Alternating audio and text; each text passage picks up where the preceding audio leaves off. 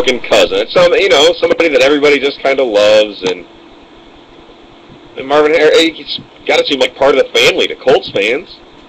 I'm disappointed in him. I can't imagine how it must be over there. I can't believe. Well, he's not a suspect. What? Shut up. Yes, he is. Shut up. Don't be dumb. Of course he is. He's the number one suspect. Currently, he's the only suspect. I mean, come on. But it is what it is. They'll handle it how they will. But, there were witnesses. And they'll come forward. People will place him as the shooter. I mean, something's going to come out here. And I guarantee you Harrison is tied to it if he didn't do it himself. He knows exactly who did. They had his gun. You have to know someone pretty good to give them your gun. I would think, just have it right at the front door, just for anyone. Ellen said, I'm just happy you didn't yell, I played for the Colts. Yeah, like Kenton Keith, backup running back Kenton Keith did not too long ago at a nightclub. Boy, Colts players, they are supposed to be the well-behaved team. But wow, getting in some trouble lately. It's surprising, man. It's surprising. I thought old Dungy ran a tighter ship than that. The whole thing just sounds weird to me. How do we transition from football into horse racing? Yeah, you had to know this was coming, Elwood. We have talked so much, and when we were in the old studio, you even called in, and I think we have a clip of it on YouTube.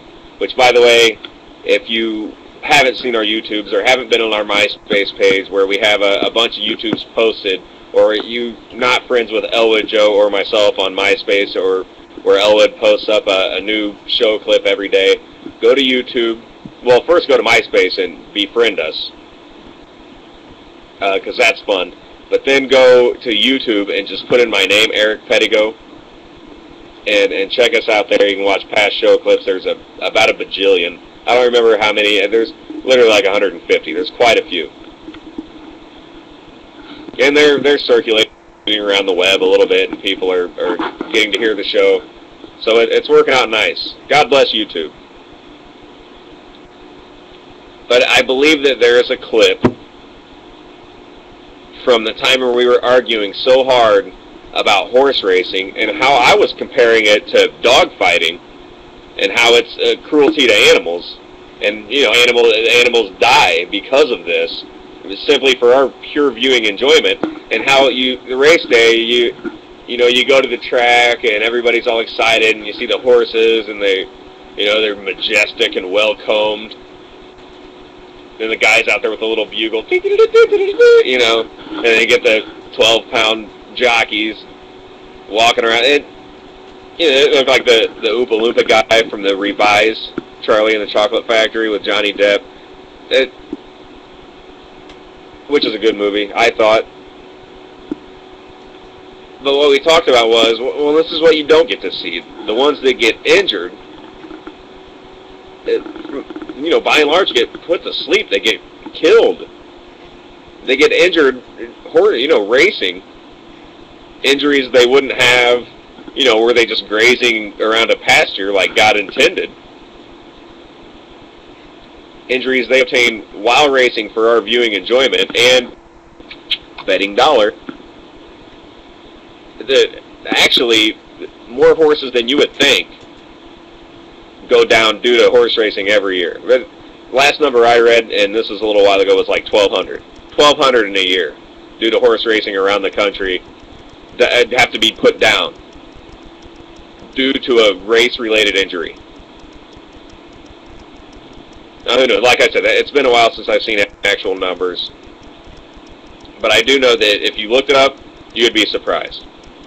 You'd be incredible. You'd be like, I don't believe that many horses have to die every year for people to go to the track and bet money. And it's the reason I can compare it to dogfighting is because it's the same thing. You know, a lot of people say, well, no, it's different because dogfighting, it's like a fight to the death.